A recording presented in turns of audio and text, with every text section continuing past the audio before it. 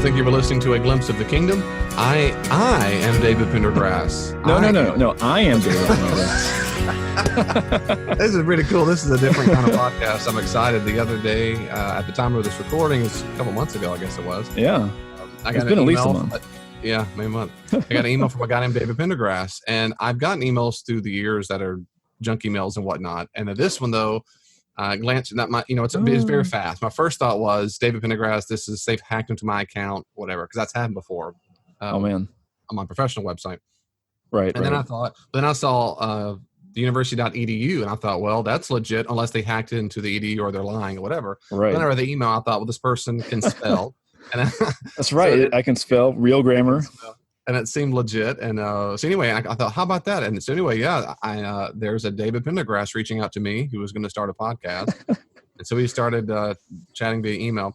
And so, so welcome to the podcast today is one of the other, I guess there's not many of us out there, but another David Pendergrass.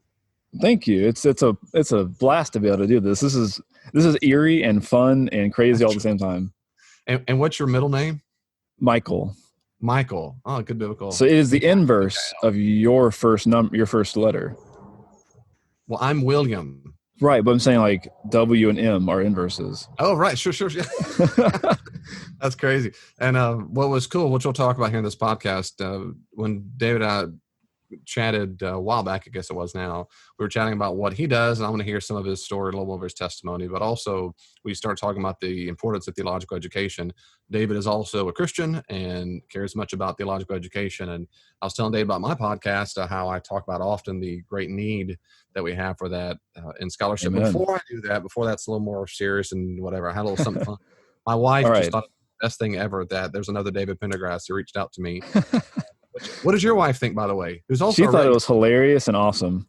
Yeah. And so whenever we talk about you, it's like, I'm going to go talk to the doctor, David Pendergrass. Oh, no. And David's wife is a redhead. And of course I am a redhead. And now everyone's going to Google you and see if they already know what I look like. They're going to see the other David has black hair. That's black. It's brown. Brown. It's a darker brown. Yeah, it is dark. He's got a beard, which we'll talk about his beard magic a little bit. I'm growing out. My son said right when this at the time of this recording, the virus pandemic has been out for about a month, 6 weeks or something. Yeah, something like that. And a few weeks ago, my son said, "Dad, you got to grow it out, Dad." And so I've been doing it a little bit. I hadn't had my beard out this long in a while. Okay, so my wife thought it was really cool, and she said, "Well, if you're going to do a podcast with him, you have got to ask him some fun questions." And yes, I said, let's do it. Sure, honey. Whatever you want, honey. Yes, ma'am. I know the answer to one of these, but it was funny. So when I grew up, I'll ask you first, and I'll tell you mine. But, except this, we already know the answer is, do you have a nickname, or what was your nickname? Yes.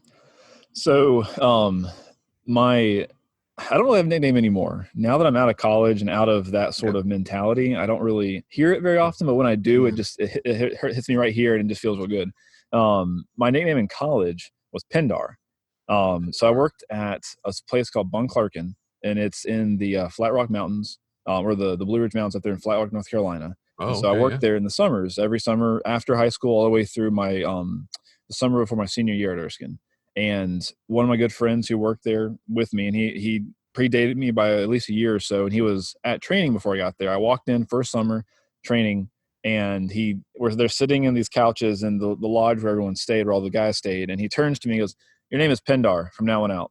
I'm just like, I think he played Advanced Dungeons and Dragons or something.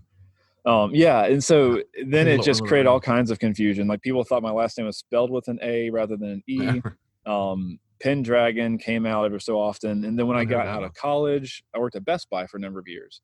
And a lot of my managers or, colleagues in the leadership world would just take Pinned or Pender or something and attach it to anything else, like Pender Clipboard, Penderman, Pender Boss, Pendervisor. Actually, Pendervisor was probably stuck the most as a supervisor for a period of my time. And so all of my employees, all of the other employees in the store would call me Pendervisor. And then a buddy of mine from college called me Pendy, and I called him Flindy. Because his name was Reed Flynn. That's the one that when I was in high school, one of my very best friends, he nicknamed me Pendy.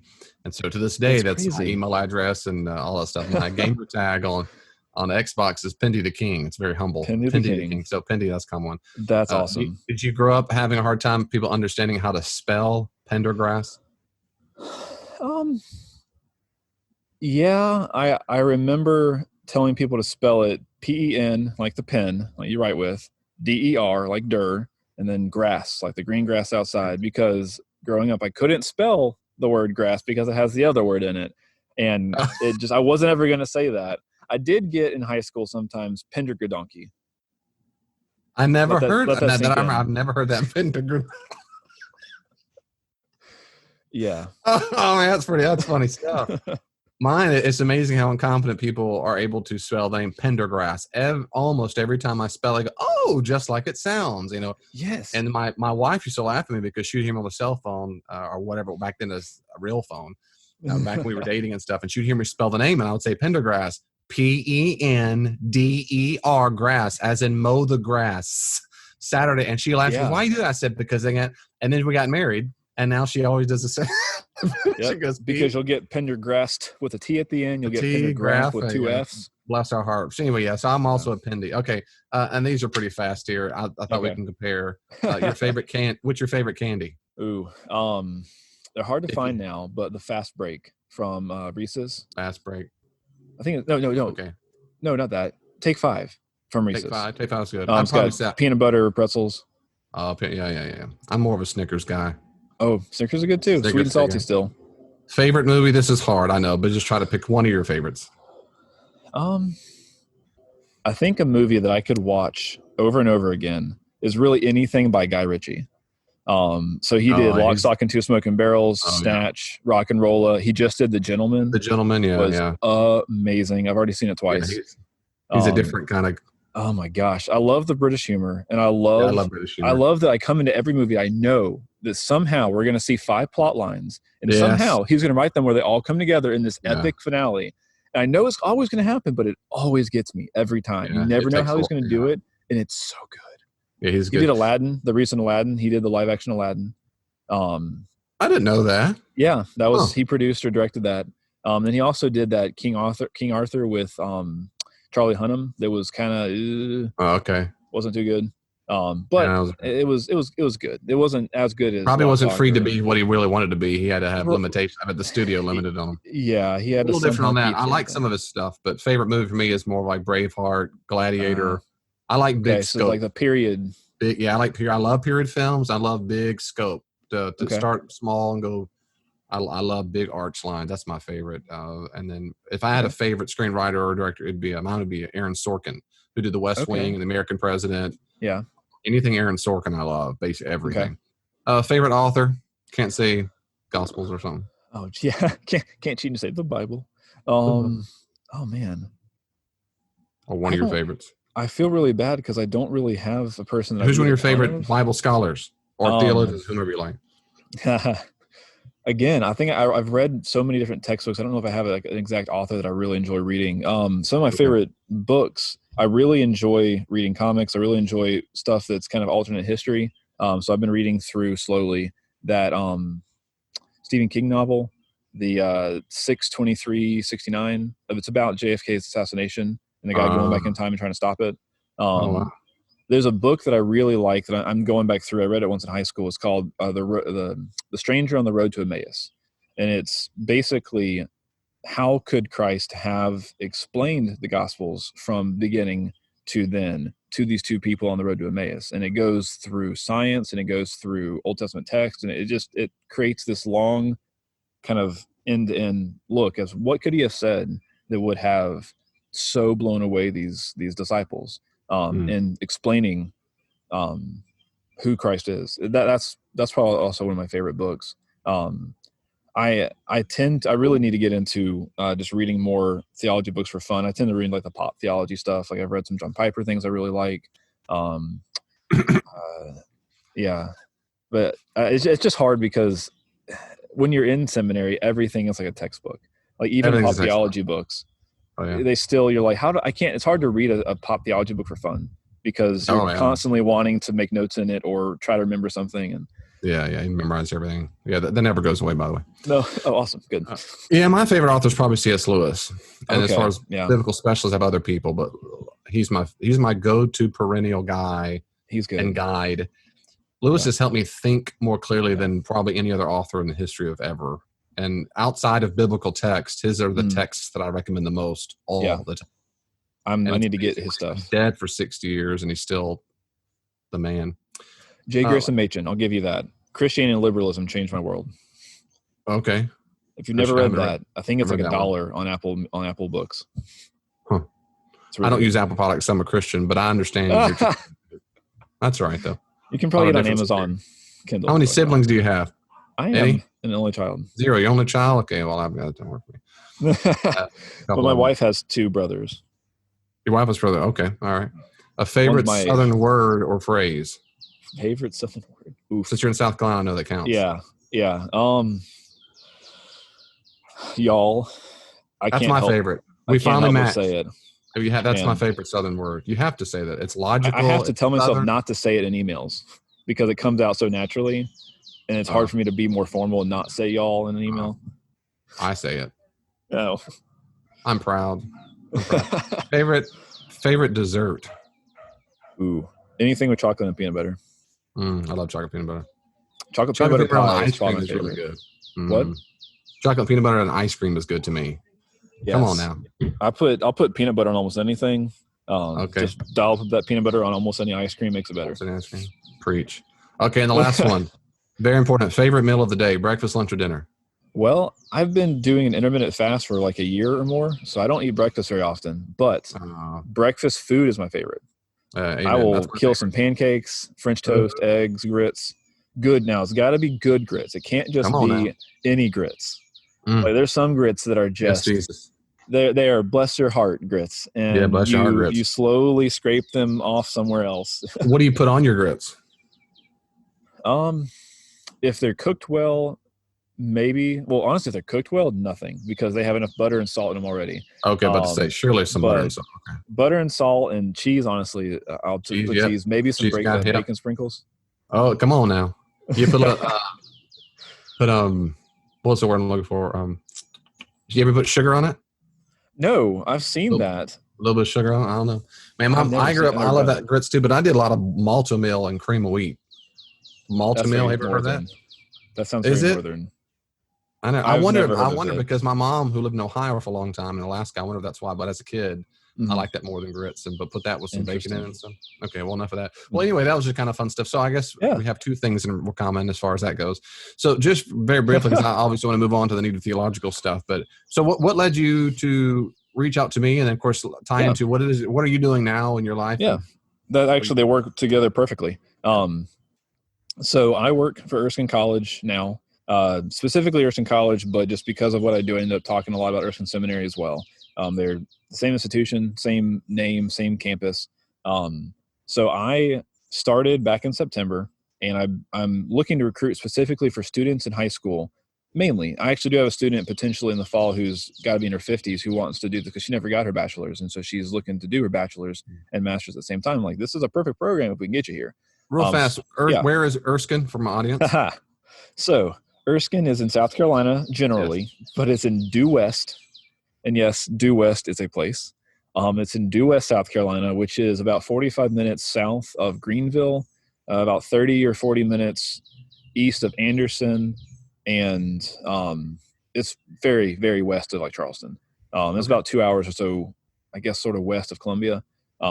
It's in the upstate, but so I'm looking for students in my program that are they feel called to ministry. They feel called to do work in the kingdom, do work in the church, whether it's pastoral, youth, music ministry, children's ministry, something where you're going to be working in the church. And I know that's a very small number of kids. I mean, you're looking for students who are in their, sophomore, junior, senior years of high school, and you're looking to pursue them.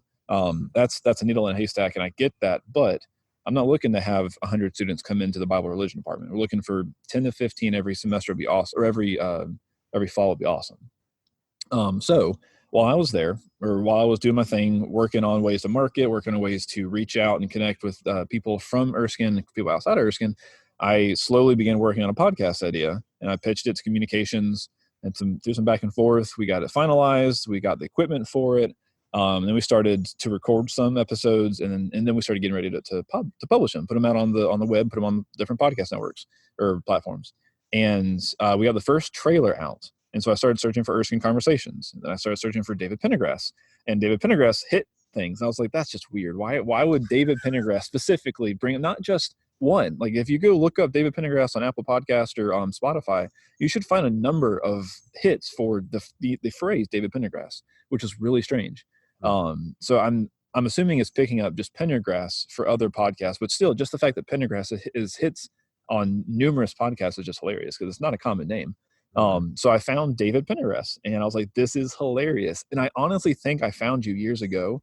For some reason, I was searching my name on Google, or it might have been when I started my small business, and found you and never did anything with it. Because when I hit you this time, I was like, this looks really familiar, and I feel like I've done this before.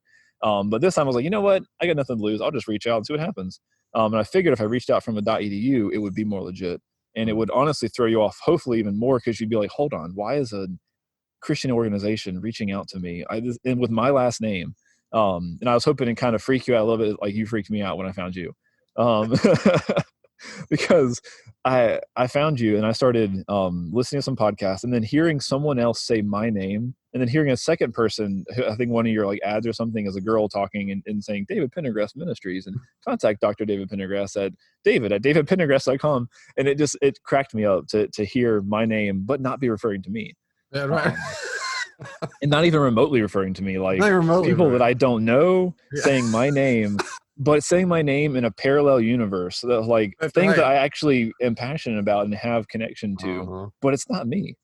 So that was really fun. It's not like a Julie Smith or something where people might hear their names often.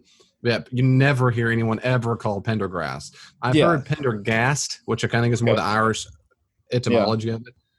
But I've never met another, there is one in Greenville or Spartanburg. I ran into one who's actually a vendor too. I met him at a vendor show, and I was walking around talking to vendors, and I saw his business card, and it was Pendergrass. I'm like, you just don't see that. Yeah, it's so which means at some level, well, and I'll explain this. We might be related then. Possibly. I do have a counter to that though. So my granddad, who, my granddad on my dad's side, he actually was a Matthews that was adopted and took the surname Pendergrass. I was going to say, apparently my great grandfather was adopted. Yeah. What? I'm not kidding. So the family story is that my dad told me that his great aunt told him that the family story was that their great. So I think it'd be my great grandfather, either my great grandfather or my great great grandfather. One of those was adopted by the Pendergrass family. That he was. I don't know why, but he apparently was. Okay. And so I did my genealogy a few years ago, and it came back mostly British. And that's kind of. I came back, but it showed my plot of DNA, and it showed to the south, and a lot of my DNA landed in northern Texas, which is where my dad's from. He's from there in Granbury and Fort Worth. Okay. So it fit that little migration pattern very well. And so that makes a lot of sense. And then I thought, well, maybe, we don't know for sure if the adoption story is true, but if it is, I did the DNA thing where you can go on genealogy and go backwards. Yeah. And I got to that name, and there's a lot of John Pendergrasses and David Pendergrasses in my lineage. John David Pendergrass. And that's interesting. I got to that guy, and you can see the census report, and there's multiple kids. But from what I've been told is that if you were adopted on like in the census report, you can read it. It doesn't say adopted in parentheses. It just which child is there. And adoption process is apparently quite easy. So it's certainly possible. All that to say, I don't know, which is kind of discouraging because I can't, if I go past him, I mean, I can, but there's no proof that it's the right person or anything. Yeah, it's the right person. I mean, so I don't know exactly. And something that was kind of funny was a few years ago, my dad, and so obviously my name is David, and I was named all my life. I thought all my life after my dad, who was David Leroy Pendergrass. Growing up, everyone called him Leroy because when his mom was giving birth to him in the hospital, there was a man on the radio who was a comedian, and it was a black man named Leroy. Well, Leroy was primarily a black name in that generation. And so, but she thought it was funny, called him Leroy, which of course from the French, from the Latin, Le King. Anyway, so everyone called him Leroy, but my dad's name was David. So my dad always assumed they called him Leroy to distinguish dad and son. Yeah. Well, several years ago now, and maybe 10 years ago now by now, my dad said, oh, by the way, I found out my name's not David. I go, what? He goes, well, I had lost my Social Security card. I had to get it because it's about to retire and all this stuff. Come to find out, my name never was David Leroy Pendergrass. It was Leroy Pendergrass. There's no middle name. There's no middle name. He said, and that's why everyone called me Leroy. I always thought it was just family. And I said, Dad, who are you really? And so his name's not even David. I don't even know who you are. So we got a good laugh out of it. So I'm actually not named after my dad. It's a fictional, it's named after my grandfather, I guess, which I don't want to be named. But anyway, I was just kind of funny. So all that to say, that's where my name, quote unquote, comes from. Right. Is what they thought. I don't know where David came from. I think it's just one of the names they were coming up with. But just to think that if my granddad had not taken his adoptive parents' name, I'd been Dave Matthews. If only. But not a Pendergrass. No, that's true, but then we wouldn't have had this conversation. So never would have Providence. So you went. So obviously you're Christian. So you did your undergraduate at Erskine. Yep. Is that right? And what was your major there? So I was actually a Bible major at Erskine. So I was a Bible major, biblical studies, and I was a politics or a poli-sci minor. Gotcha. I planned on being a Bible philosophy double major. Going to go get my MDiv, go get my PhD, and then come back and teach at Erskine. That was my plan when I was like 17 or 18. So God had some different plans, but things sort of happened in a similar kind of path, a little tangential. Back at Erskine, working on my MDiv. But what's your MDiv in now? Is it a general MDiv or what is it? Yes. I don't think, at least Erskine, I don't think distinguishes on paper what kind of MDiv it is. It's just a Master Divinity. I would say historically it's very pastoral. The goal of Erskine really is to affect the kingdom in terms of pastoral ministry. The MDiv, like at RTS, for instance, is very more academic than the MDiv. What is RTS? RTS is Reformed Theological Seminary. It's in Jacksonville, Florida. There's one in Orlando. There's one in, Jacksonville, Mississippi, Orlando, Charlotte, North Carolina. It's a similar seminary to Erskine, but they're a little more academic, kind of like Westminster. Westminster is a lot more academic with their MDiv. Everyone who gets your MDiv there, everyone gets the same degree. Everyone goes to the same. Is it 90 hours roughly? Yeah. So everyone goes to the same classes. They have, I'd probably say, with exception to either 6 or 9 classes, they're essentially the same degree. You have, I believe it's 6 electives. I'm trying to picture in my head the MDiv sheet. And then there's an Old Testament and New Testament exegesis class. There's a missions course that I think is an elective course. You can fit in a couple of different missions options. So roughly that 90 hours is going to be very, very similar. Gotcha. But it's a full 90 hours. I know a lot of MDivs have been cutting corners and cutting you down to 72 hours and things like that. This is a full 90-hour MDiv. And that's the same thing for this program I'm recruiting for. The market's been hard on. I remember when I was leaving, they were talking about cutting out because they were hurting. It's just hurting enrollment because people don't want, and biblical languages when I was there is required and they started making it optional when I was leaving. And I remember thinking I wouldn't do it. But something we talked about the other day that I thought was really good, that will at least emphasize the same thing, is the necessity of some kind of theological training for people in general. Now, of course, obviously not everyone wants to go to school forever. Not everyone's called to do that. And I don't think everyone should do that. Right. But there's sure needs to be, let me say it this way. I think that Christians are under the moral obligation to do everything they can to be as informed as they can. Yeah. So to me, it's an issue of stewardship. Which is different from saying every single Christian should be as educated as Professor whomever. It's not that. So what's your sales pitch to kids? Let's assume for a second they don't necessarily feel called to ministry, but they think maybe they are, and they want to get education. They're going, I don't know, I don't see the use in it. What would be your sales pitch to a person who says, I'm not sure it's very useful to me? Why go get formal education in Bible? I think my first thing is to sort of bring up the devil's advocate side, which is, Peter and James and John and those guys, they didn't go through formal education. They go, hold on a second. Let's think about this just sort of base level. Let's look at what the Gospels say. They studied underneath, to use historical terms, under a Pharisaical leader, a rabbi. He knew his scripture. He knew his Torah. He knew the law. He knew the prophets. He probably knew all of the commentary that a lot of the rabbis and the Pharisees knew at the time. Plus, I mean, he was also 100% God, 100% man. So take that as you will. So they studied essentially under God. They ate his dust. They followed him around for 3 years, and they still didn't get it right. Like my favorite story to go to, just as a nice humbling reminder that if Peter and the other disciples did this, then and God still took them into the family, then he will take someone like me. Is after the death and the initial resurrection, I think when he first comes, is resurrected, and the women see that it's empty, and even I think Peter and John see that it's empty. I think it's like a chapter later, or maybe it's just one section later, they decide to go out and fish. Yeah, Like John that's what 21. they know. Like they know he's at least gone. Like maybe they're not totally convinced he was resurrected, but he's not there anymore, which is weird and odd and all that. And they just go back to fish. And you're just like, what are you doing?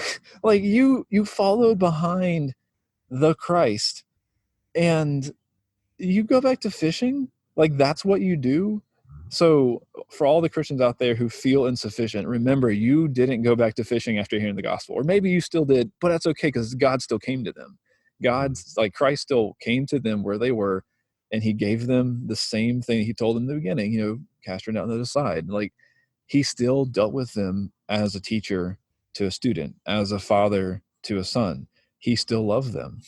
And so all of that combined, I think it's incredibly important that we continue to seek education. That another thing I'll sometimes point to is, how many verses do you know? How many verses can you say, off the bat, just basic?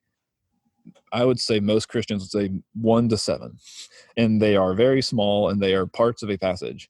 They go, what do you think the average Jewish boy and girl knew at 4 or 5 years old? Or let's say 6 or 7. They pretty much had the Pentateuch memorized. Like not memorized in the sense of, well, it goes Genesis, Exodus, Leviticus. No, like they go Genesis 1:1 and then an end in Deuteronomy. They just knew it. They knew it because it was important to them. They knew it because it was ingrained in their studies. They knew it because it was a part of their culture and a part of their faith and a part of their relationship with God. And it was important to them. We have lost that importance. We tend to now lean more on passion or emotion. Well, that's how we got a lot of the errors we're in today in evangelism in the church in America, is because we had the Billy Sundays. It's because we had the people who, just say a prayer, raise your hand, and walk out a Christian. No follow-up, no discipleship, no mentoring, no nothing. And so that is kind of a long-winded look at, this is why education is important. We have got to be able to be able to defend the hope that we have.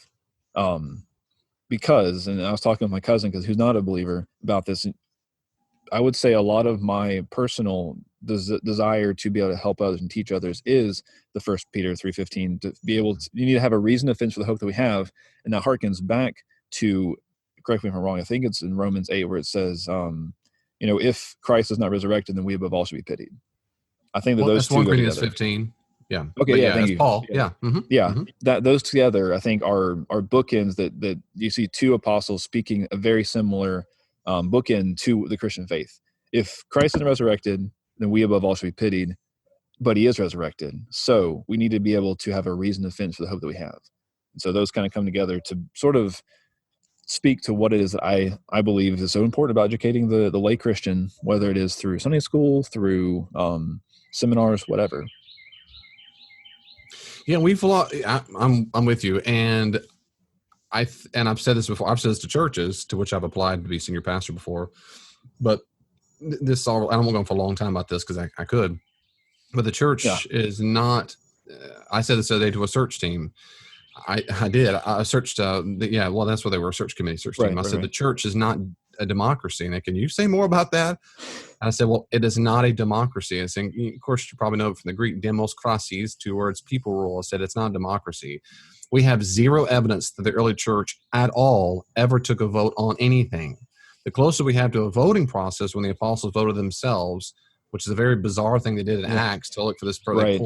It's just the casting lots thing. Yeah, and no one does which that is really anymore. more, I think, just trusting God. Like, whatever's going to happen, it's going to happen. What's so going to happen happens. But I might as well just go, it's just the weirdest. We're going to toss a coin.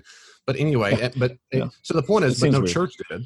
Yeah. There's no church. The church believed in a spiritual giftedness. And of course, by getting to the close of the 1st century and 2nd century, you get all the way to Irenaeus and others who say you have to have a bishop present before you do the communion and on and on. Mm-hmm. But there's no concept of voting. There's no concept of that. And it's not even a republic.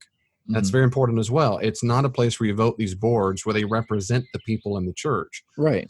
As I explained to them, as what we have to have, what they had to have, according to Romans 12, 1 Corinthians 12, Ephesians 4, 1 Peter 3, on and on, is spiritual giftedness. Giftedness ran. And if you look at, and every scholar that I know of agrees that Ephesians 4 is a good indication of the kind of level of authority. And so you first, as Paul says, first you have apostles, then you have prophets, then you have teachers and so forth. So the order of a sequential order of authority in the church. Yeah. And then we have the book of Hebrews when he says, I think it's Hebrews 10, where he says that people should obey their leaders. And the word is obey the leaders. And I'm paraphrasing here. Don't cause them grief. And I can go to verse after verse, the examples in the New Testament where what they did, in fact, is they believe authority came from giftedness and that certain people had certain roles and you're supposed to respect the roles.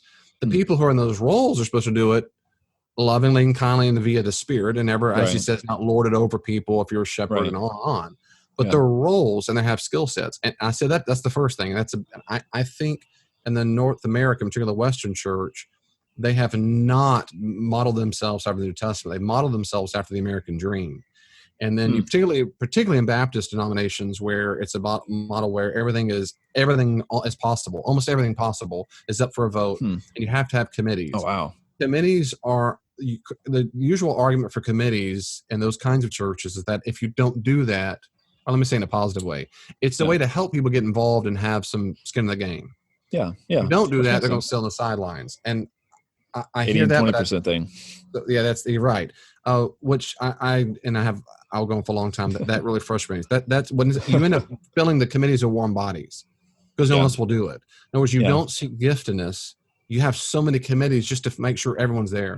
And then, of course, this republic idea that you have to have constituents represented in the elected leaders. It's just America all over. It's not New Testament.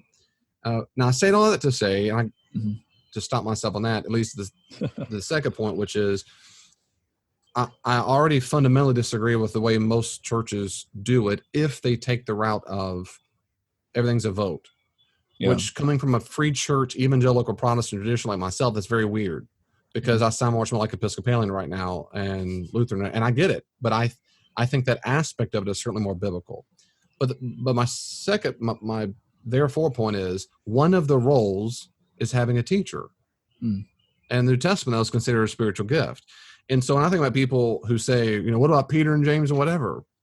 Everybody knew in Judaism, Old Testament, New Testament. I mean, you go back to Nehemiah, which is great. They come back from the Babylon exile. And it says specifically that they opened the scripture, they read together, and the teachers walked, and Ezra too, they walked among the crowd, teaching them how to do it. And you have, of course, the great passage in Acts and the Ethiopian eunuch, and how will I understand Isaiah if no one teaches me? These kind of things. Right. There's something Jewish and Christian about being a student and learning that is missed if everything is built on your passion, and two, a democracy.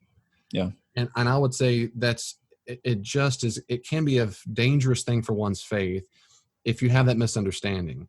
It's very healthy and Christian for someone to understand that there are people, ideally in a Christian community, who are gifted by God to be teachers. And by church, I don't just mean at local church down the street on a Sunday morning. I mean a part of the ministry of the church, which means university. Big C church. Right, Big C church. That's right, who are gifted doing that. Now, that doesn't mean everybody needs to go to, of course, Erskine College, as you said, or my schools where I went to, or Baylor University and whatever, to get the education. Yeah. But right now, I'm arguing against the fundamental belief that I don't need it. I just need me, Jesus, and an oak tree, or me and King James Bible, and that's all I need. Yeah. Yeah. To which I would say maybe for salvation, but not for maturity. And if you say that it is all you need, you're going against all of the evidence of the New Testament. And that's what's bothersome for me. And David, of course, is bothersome because you're an intellectual and you just want to think about things all the time. Well, maybe that's true. But that's not. Well, no, it's definitely not untrue sometimes. That's right. Okay, maybe, but be quiet. Listen, but my reasoning, genuinely, my passions for it is because it fits my personality type. But my Yeah. reasons for it is because it's based on the New Testament. Yeah. And I encourage people who are new Christians all the time, but whether I lead them to Jesus or not, is to encourage them to get involved in some kind of disciple relationship. Find a mentor, find someone who can help you learn, and don't sit back and just say, I need to, no, I'm fine. I just need to be able to, and I won't get started. Well, I guess I will, but then we chatted about some of this the other day. And then you see evidence of this in this free church non-denominational tradition that's happened in our lifetime, Mm-hmm. that is almost anti-educational. Now that derives from a charismatic Pentecostal movement. There's this little anti-education, and they're not all that way, but it derives from that. Yeah, it's got to start somewhere. Yeah, you got to start. But my point is, even now though, it becomes the normal mode of operation. At for example, at Willow Creek, which is of course massive Willow Creek Church, been around forever and ever in Illinois. The pastor was canned and fired because of sexual allegations. It's just depressing or whatever. So he's Mr. Leader. He's been at all the conferences for years and years. So he's canned. Yeah. And then they're looking for a new pastor. I know that because I applied for it, thinking they're never going to hire me because I don't fit that, whatever. It said in the job description, I quote, no formal education required.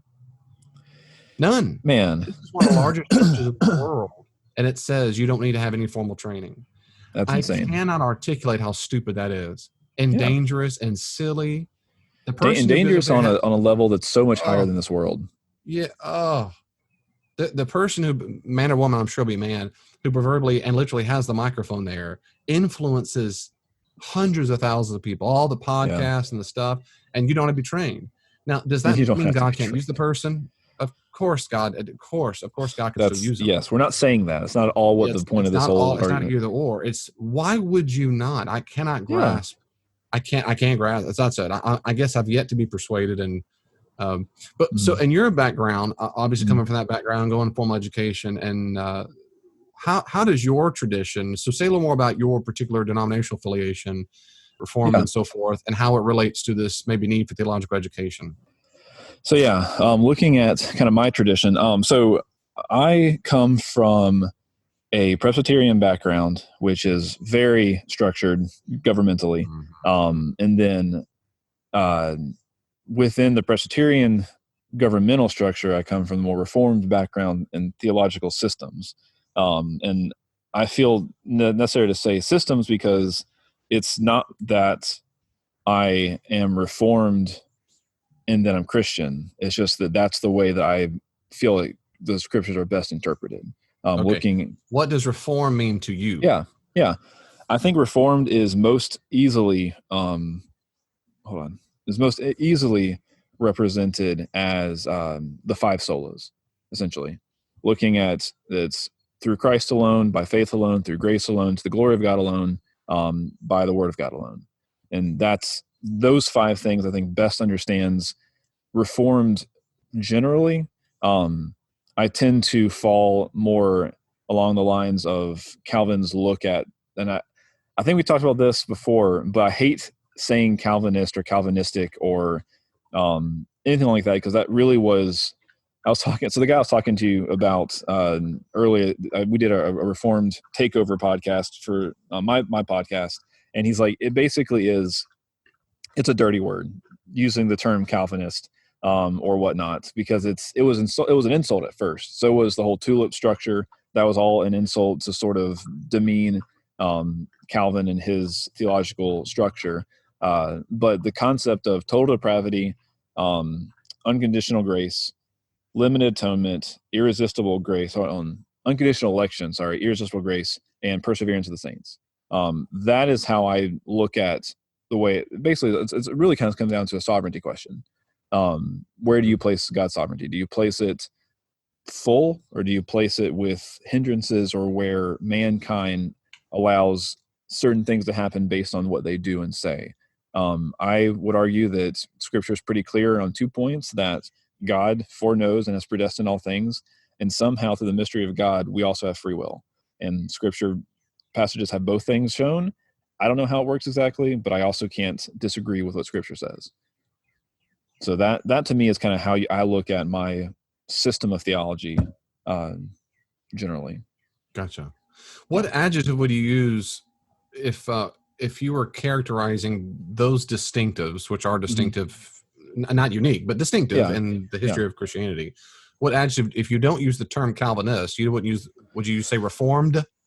What adjective would you use? I guess Reformed is really the most innocuous form, because it is it is what the Reformation was built on. When they separated from the Catholic Church, those 5 points, the 5 solas, are, I think, indisputably scriptural. Where you get into the more Calvinist concept of Reformation is where you can have some debate and discussion over limited atonement or unconditional election or perseverance and things like those. Are where you can get a little more debatey. And that's why I find the term useful, but I fully understand and hear what you're saying, the history of it. I find the term, the adjective Calvinist, helpful for the reason you just stated, which is I'm also part of the Reformation as a Protestant. Right. I would concur hardly with the five soul. And Melissa sola, he's quoting a Latin term sola, which means alone or only. It sounds like a logical nonsense. You say it's 5 onlys, but they all have particular context. Right. Anyway, but the kind of flavor of Reformed that came out of the Reformation that felt Jean Calvin, the French lawyer, right? So Calvin's view of the Reformation and Whitefield and others is distinct from Wesley's, and on, but different authors. Anyway, historians, church historians know that. So you have various the children of the Reformation. Yeah. What's always bothered me, historically speaking, is when people, I don't want to, again, I keep one over Calvinists, people who follow that stream of the sovereignty and the tulip or whatever, use the reform as if it is the term that best explains them. But of course, that's false, because there are numerous other people who fall in the category of who are also reformed, who don't concur with the same theological points. It's a subcategory. It doesn't inferior, it just means a subcategory. So I've always been curious. Umbrella. And then... Right. And I've always been curious. And I'm if a term is unhelpful, I'm all happy to change terms when they are unhelpful. And my goodness, I just never figure out what term to use. Yeah. And the problem with the term Calvinism, as everyone knows, is that Calvin himself didn't come up with all the ideas, but he's certainly the most vocal exponent and expositor of these things. And he was no more than a smart dude. Absolutely. And so just like everything that's called Augustinian, Augustine didn't come up with all the idea. I mean, on and on. Luther didn't either. Yeah, it's they're the big players. And there are big players, the people who did form the thoughts the most. And John Calvin is certainly, I had a class in my master's degree just on John Calvin and Calvinism. And so we studied a lot of his work and primary material, secondary stuff.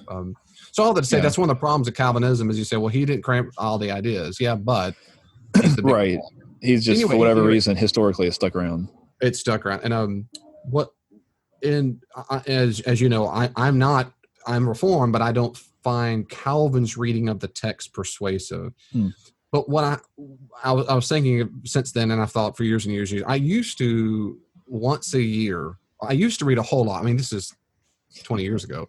I used a whole lot on the issue because I don't want to be mistaken. I want to be able to, I want to me, the issues of interpretation are always about exegesis. I don't start with philosophical presuppositions. I don't start with big players, and I don't mean to disrespect as an unchristian way, but I don't care at all what John Calvin said or Augustine or Luther. I don't give a, I care what Jesus said, the early church said. In other words, there's always a chronology and a sequence. As step one is what Jesus said, and we go from there. And then I listen to interpreters, and that's any interpreter. Whether it's, and I love me some Tommy Wright. I don't have everything he says, but or Ben Witherington or Larry Hurtado, on and on. But nevertheless, they're not Jesus and so forth. So they're guides. I listen to them and so forth. But my point is, I used to read heavily to figure out that. Then I got to, my mind was, I found things pretty persuasive. And then like once a year, I'd go back and revisit. And I'd read a book by a Calvinist or a Reformed person, and then when it was not. And then I'll do that usually for a long time. And finally, I just stopped because I thought I had grasped all the major exegetical arguments and even some philosophical. But I'm not a expert, but I've read a lot of literature from scholars who are in the Calvinist Reform camp and those who are not scholars on probably like a John Piper. I've read people from, there was a series a few years ago, well, it was 2 books came out. Greg Olson, is it Greg Olson? I never remember his first name. Roger Olson. He teaches at Baylor now, but for a long time he did it. And he's a very well-known non-Reformed, non-Calvinist. I don't know what he call him, Arminian, I guess he called himself. He has a blog and whatnot. He wrote a book with another guy, and I can't remember the guy's name right now, off the top of my head. But it was just two books. One was called For Calvinism. One was called Against Calvinism. And the one for Calvinism, and they're short books, but they're good. They're power packed. The one for Calvinism, and I'm kind of going somewhere about labels and titles. He did a fine job. It was okay. He did it okay articulating it. I'm not saying, I didn't find all of his conclusions persuasive, but he did okay. Olson's book was much better because Olson said there are about 4 or 5, this has been years ago, 3, 4, 5 major categories of the kinds, and that subcategory of Reform or Calvinist, and there's the hyper Calvinist, the so-and-so Calvinist, on and on. And he would cite authors in each category and then go through that. And I found that more helpful because he just was more exhaustive. My point of that is, in all these labels and all the titles, one thing I learned years ago was that, and I found one is this discussion that Christians have become, which will lead into your podcast in just a second.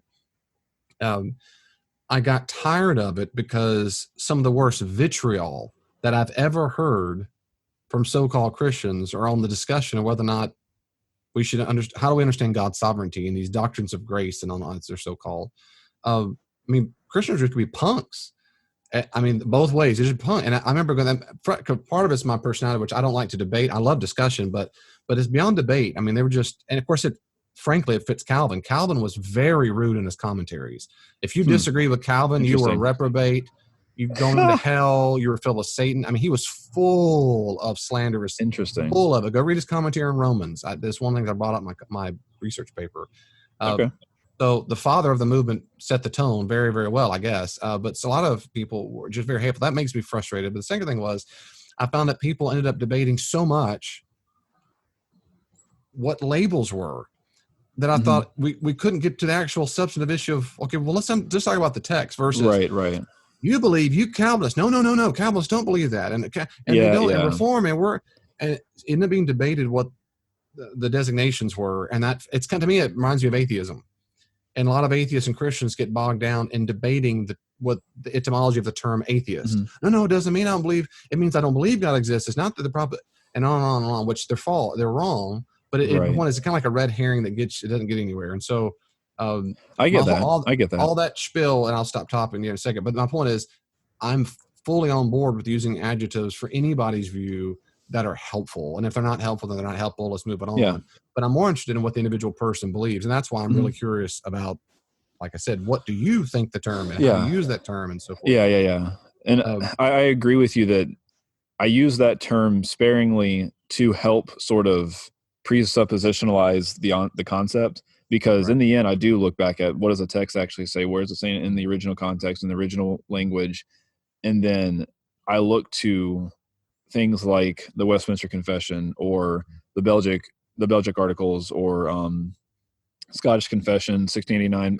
I'm able to list all these off because I just wrote a Doctrine of Christ paper for seminary. So I'm thinking through these confessional statements. And I look to them because this is very helpful. Why do you read are those creeds, those confessions authoritative for you, and why?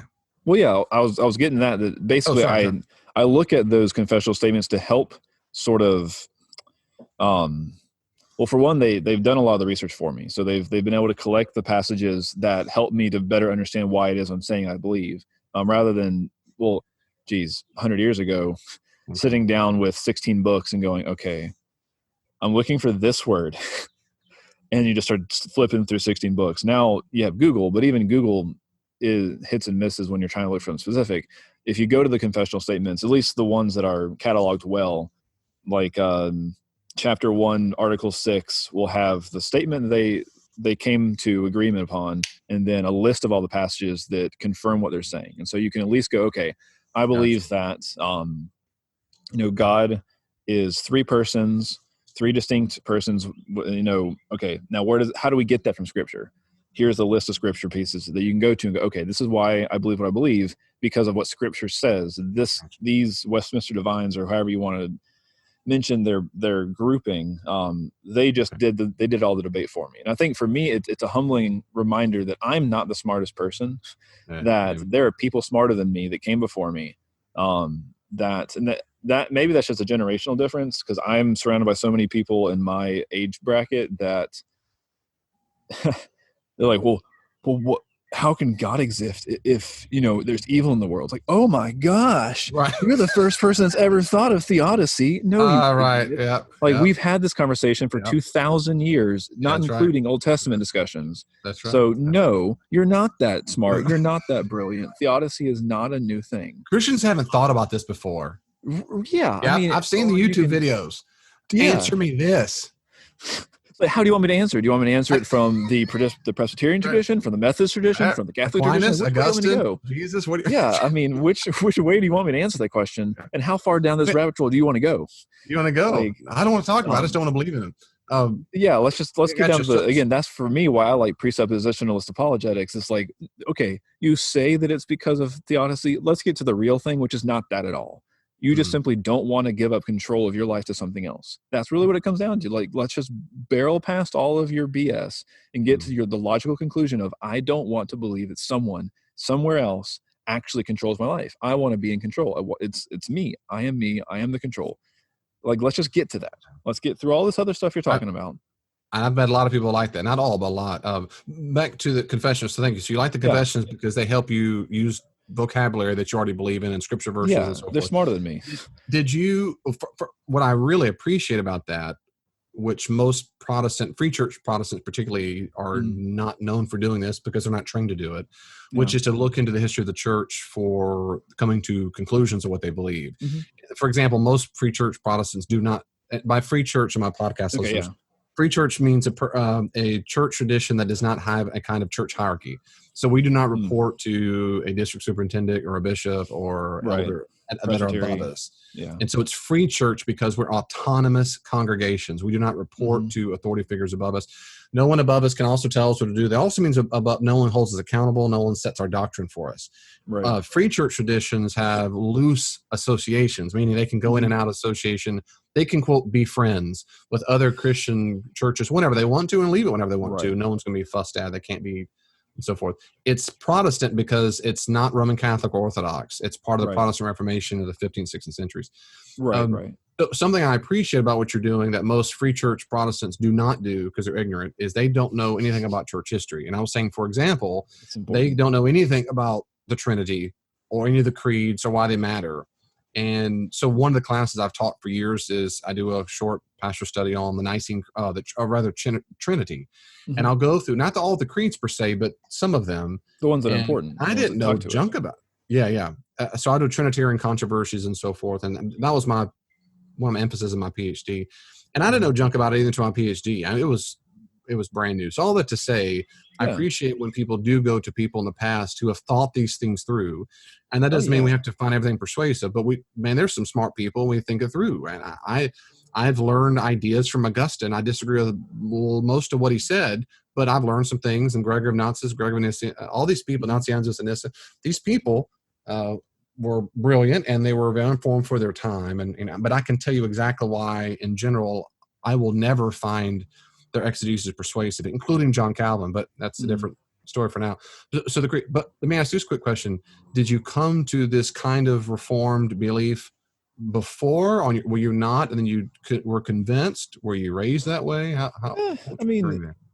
Arguably I was raised that way just because that's the church I'm in, but... And that was what, Presbyterian? It's right. Yeah, ARP is the denomination that I'm a part of, the Associate Reformed Presbyterian. But this has also just been through years of wrestling through the source material, meaning the Bible, years of reading different books. I mean, especially for my degree in Bible from Erskine was 30 hours of, I think most of them were 300 to 400 level courses. I took some seminary courses and I've got my courses now. I've been taking through seminary. But my goodness, one of my classes, 400 level, was contemporary theology. And we read, so we had a thing called J-term while I was at Erskine, where for the month of January, you took basically an entire semester in 1 month. So we took contemporary theology, a 400 level course, and I read, my goodness, I must have read 15 to 40 pages a night on like heavy duty industrial strength theology, like Paul Tillich, like really high minded philosophy theology that was just basically mind numbing. And he did it every night and wrote a paper on it to be prepared to come to the next class and talk about it. But so I've looked at a lot of other traditions. I've looked at, and honestly, the contemporary theology is really more looking into contemporary heresies, by looking at these people who said they were theologians of the Bible and of Christ and didn't believe any of it.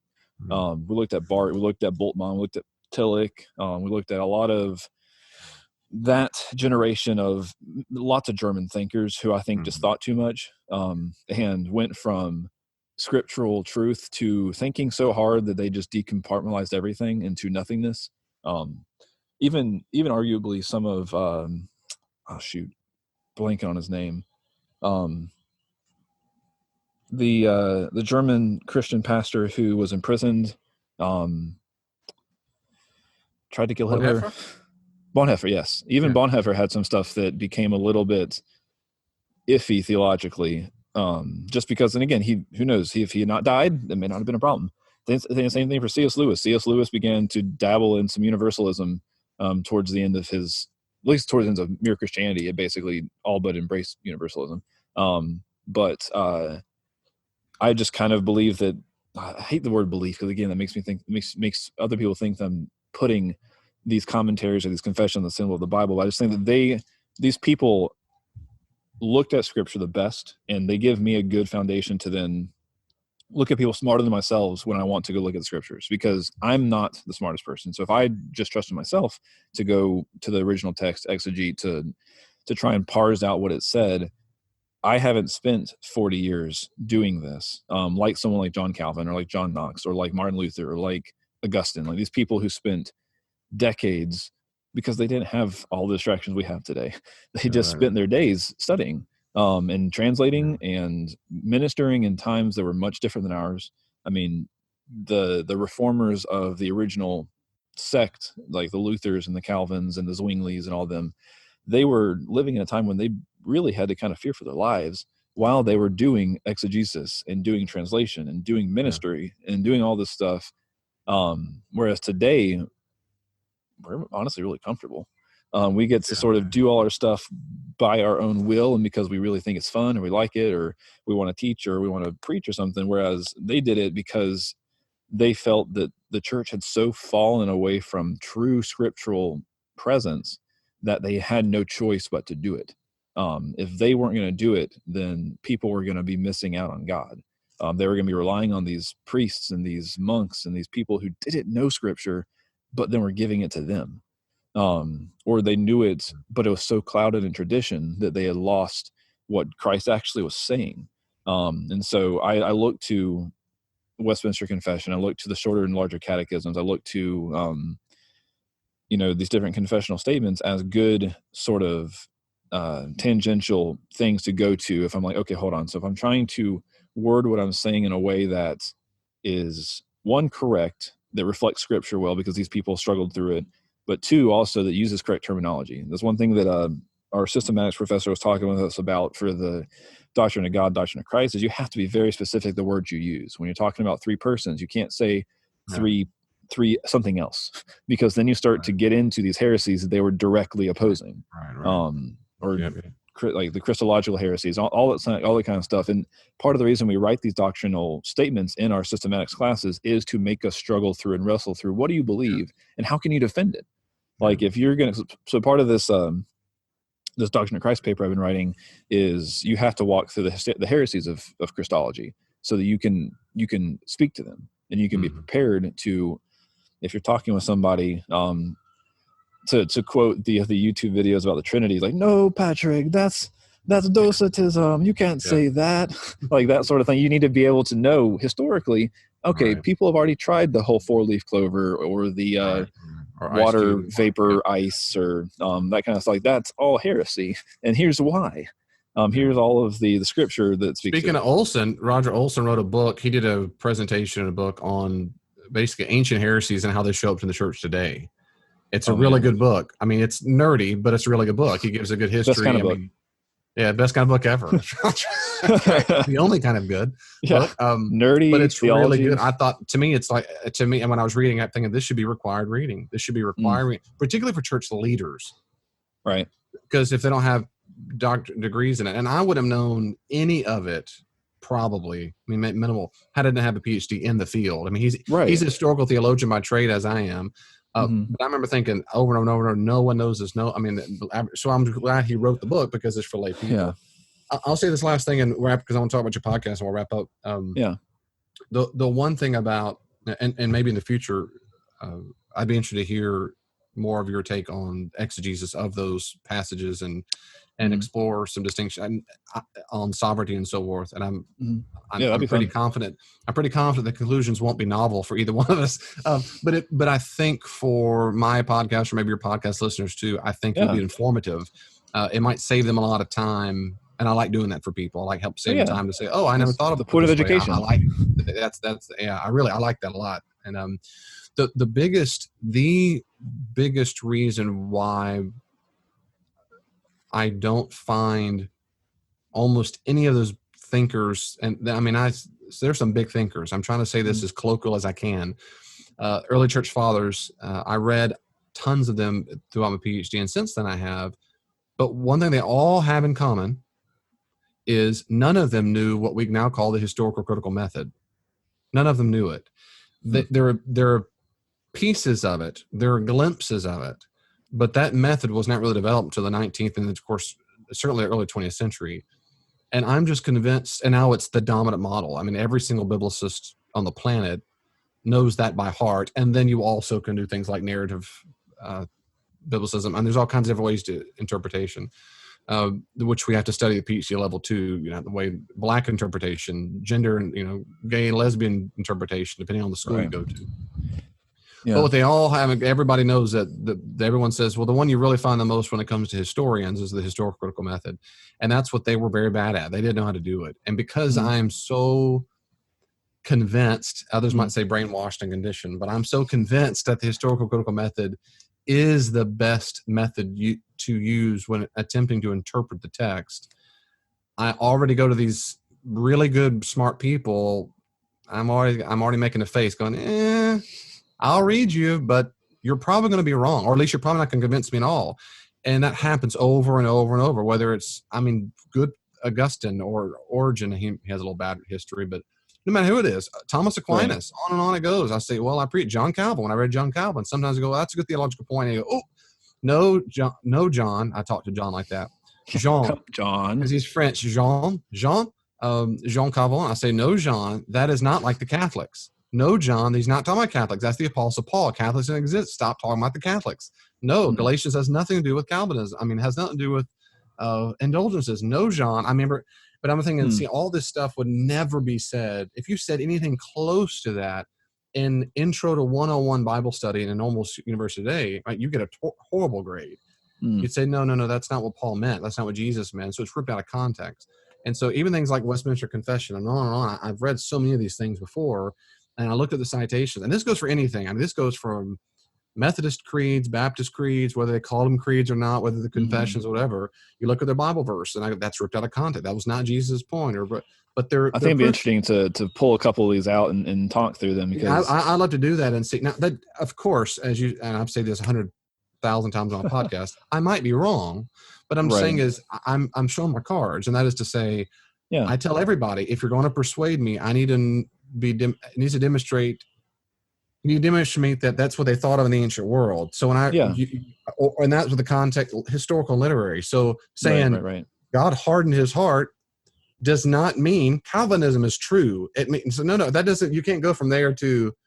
You have to go to what did it mean, and what did the Hebrew mean, that kind of stuff. I'm not saying it can't fit into that system, and that works for anything. That work. I don't care what the.